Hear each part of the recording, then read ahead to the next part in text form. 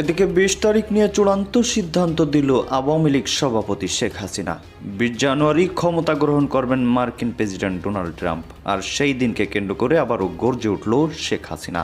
২০ তারিখে দেশে এসে আইনি লড়াই করবেন বলে চূড়ান্ত ঘোষণা দিল শেখ হাসিনা। তাহলে আর শেষ রক্ষা হলো না ডক্টর ইউনূসের। হাসিনা দেশে আসার আগেই বিদায় নেওয়ার পায়তারা খুঁজছে ডক্টর ইউনূস সরকার। ১৯ জানুয়ারি ঘিরে আলোচনা, ভাষণ দেবেন শেখ হাসিনা, যেখানে আসতে পারে শেখ হাসিনার দেশে ফেরার ঘোষণা। তাহলে কি সত্যি দেশে আসতে যাচ্ছেন শেখ হাসিনা? আমরা ভালোভাবে ব্যবহার করার চেষ্টা করছি। তারপর ২০ তারিখের পরে কোন দিক থেকে কোথায় কি ছুটবে, কি হবে, কে ঢুকবে, কিছু বলা যাচ্ছে না। আমরা তো বুঝতে পারছি মোহাম্মদ ইউনূসের সরকার কিভাবে বাংলাদেশের গরিব, অর্ধশিক্ষিত সেই আগামী ২০ তারিখ বা ২০ তারিখের পর কি বাংলাদেশে কিছু ঘটতে যাচ্ছে? ভারত কি কোনো পরিকল্পনা করেছে? একটা ভিডিও আপনাদেরকে দেখাচ্ছি। আলোচনা, ভাষণ দেবেন শেখ হাসিনা, যেখানে আসতে পারে শেখ হাসিনার দেশে ফেরার ঘোষণা। তাহলে কি সত্যি দেশে আসতে যাচ্ছেন শেখ হাসিনা, নাকি কেবলই গুঞ্জন? একদিকে আন্তর্জাতিক অপরাধ ট্রাইব্যুনালে করা একাধিক মামলায় গ্রেফতারি পরোয়ানা জারি রয়েছে শেখ হাসিনার নামে, যেখানে দেশে ফেরা মানেই গ্রেফতার। এই তথ্য জেনেও কি আসবেন আওয়ামী লীগ সভাপতি শেখ হাসিনা? একটি সূত্র বলছে, দেশে ফিরে আইনি লড়াই করে আগামী নির্বাচনে অংশ নিতে দলকে প্রস্তুত করবেন। তবে আগামী ২০ তারিখ বা ২০ তারিখের পর কি বাংলাদেশে কিছু ঘটতে যাচ্ছে? ভারত কি কোনো পরিকল্পনা করেছে? একটা ভিডিও আপনাদেরকে দেখাচ্ছি। এই ভিডিও দেখে মনে হচ্ছে যে ২০ তারিখের পর বা ২০ তারিখের পর ইউনূস সাহেব সরকারের উপর একটা বড় ধরনের ধাক্কা পড়তে যাচ্ছে। মানে ইউনূস সাহেব নাকি দেশ ছেড়েও চলে যেতে পারেন, কোন দিকে যাবেন দিশা বিষয় হারাই ফেলতে পারেন। আপনাদেরকে একটা ভিডিও দেখাচ্ছি, ভারতের একজন বিজেপির নেত্রীর একটা ফুটেজ, চলুন আগে শুনে আসি। আমরা ভালোভাবে ব্যবহার করার চেষ্টা করছি। তারপর ২০ তারিখের পরে কোন দিক থেকে কোথায় কি ছুটবে, কি হবে, কে ঢুকবে, কিছু বলা যাচ্ছে না।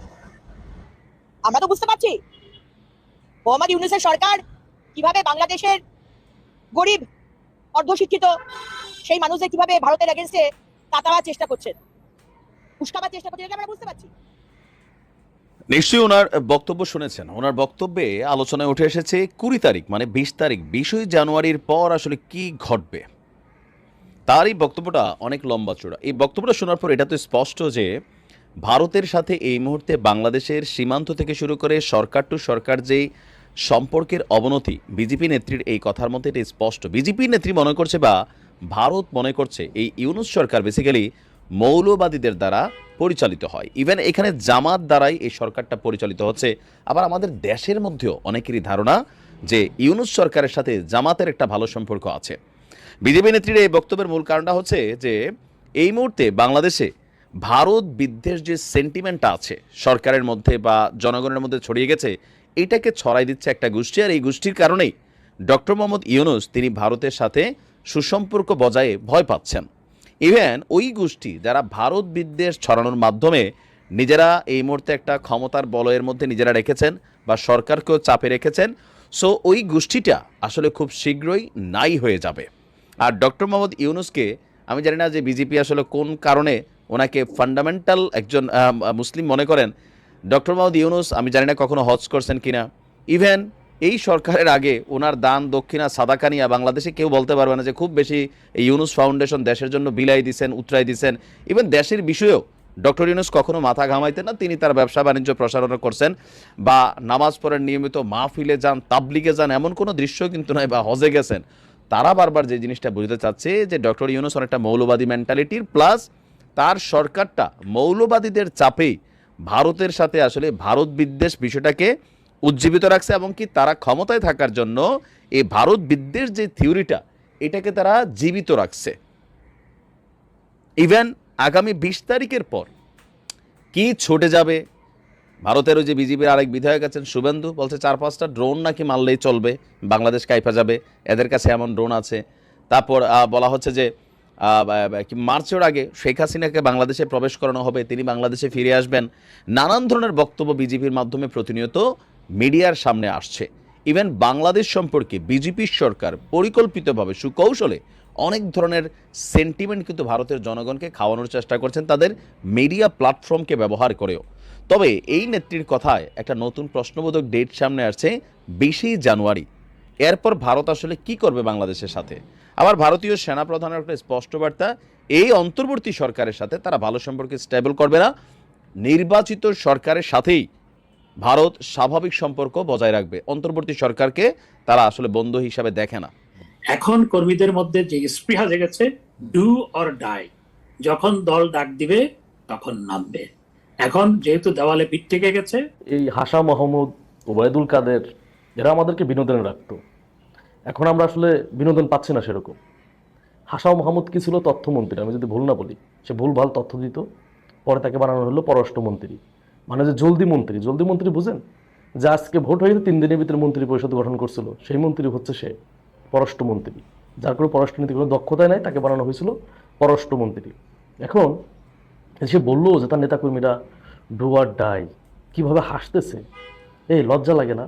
হ্যাঁ, যে হাসি দিয়ে মুখে এইভাবে কথাগুলো বলতেছিস, লজ্জা লাগে না? আমি সম্পূর্ণ ভিডিও দেখছি, হয়তো এইটুক ক্লিপের ভিতর কোনো হাসি নাই মুখে, কিন্তু পুরা ভিডিওতে হাসি মুখে। তো লজ্জা লাগে না যে তোরা অপকর্ম করছিস, সেই জন্য তোদের নেতাকর্মীরা পালাই বেড়াইতেছে, তাদের জীবনের ঝুঁকি নিয়ে পালাই বেড়াইতেছে। আর তোরা বলতেছিস নেত্রী ডাক দিবে, ডু আর ডাই, রাজপথে নেমে আসবে। এক শালাও রাজপথে আসবে না। চ্যালেঞ্জ করবি? 10 তারিখে আইছিল না? 10 তারিখে রাজপথে আসতে বলছিল, আইছিল? এই ছাত্রলীগের প্রতিষ্ঠা বার্ষিকীতে আইছিল রাজপথে? 15ই আগস্ট আসছিল? আসে নাই। তো তোদের ডাকে নেতাকর্মীরা যাবে না, কারণ নেতাকর্মীদের শিক্ষা হয়ে গেছে। তোরা নেতাকর্মীদের ব্যবহার করছিস। এখন তোরা এসি রুমে পালায় আসিস, তোদের কাছে টাকা আছে, তোদের কয়েক প্রজন্ম তোরা সুন্দরভাবে বসে খাইতে পারবি। এই হাসান মাহমুদের দুবাইতে যে একটা প্রজেক্ট আছে, মানে যে কয়েকটা বিল্ডিং আছে, আজীবন বসে খাইতে পারবে, ওরা আর কিছু লাগবে না। তোমরা যারা পালাই চলে গেছো, তোমাদের তো কিছুর প্রয়োজন নেই।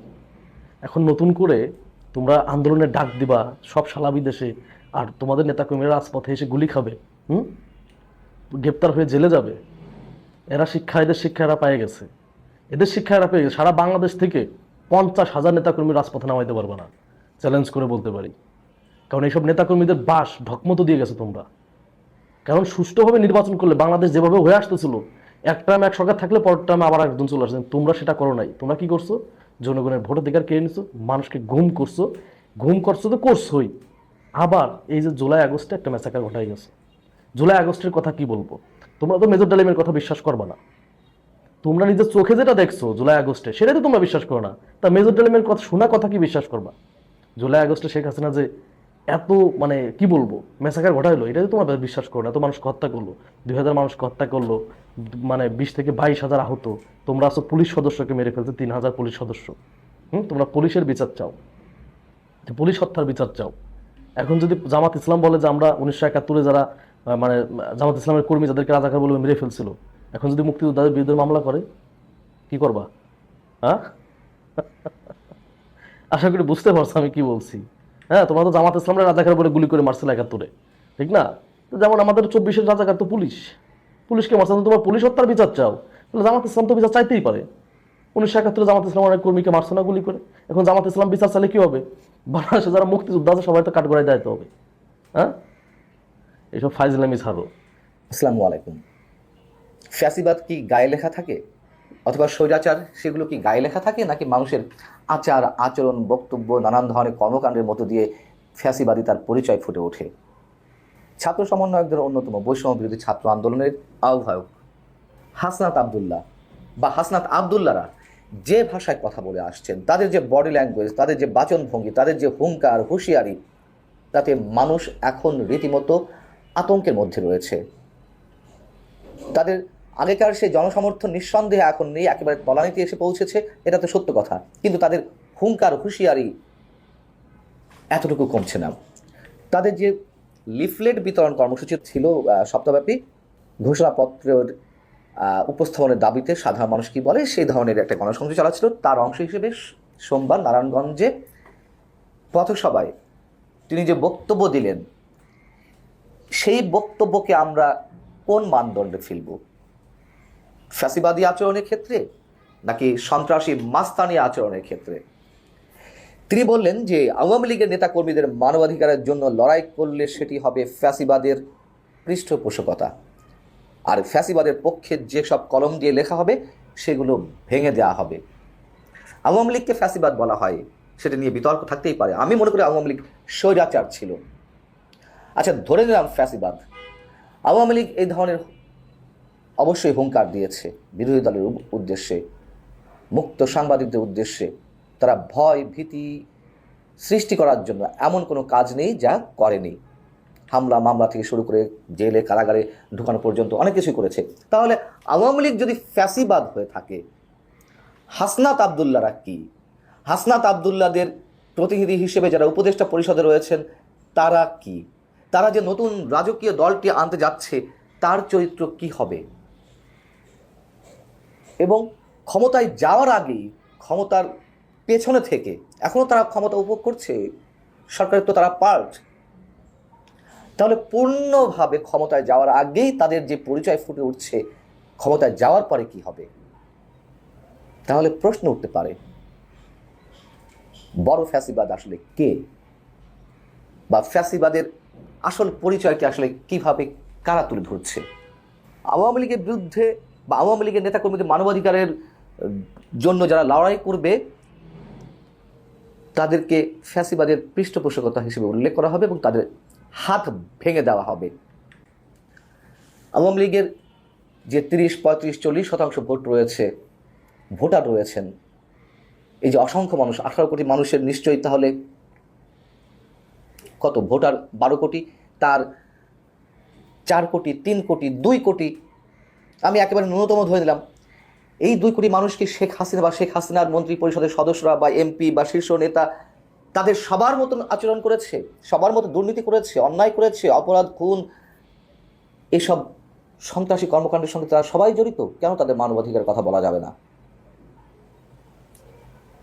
আমরা তো তাদেরকে বিচারের আওতায় বাইরে রাখতে বলছি না কখনো।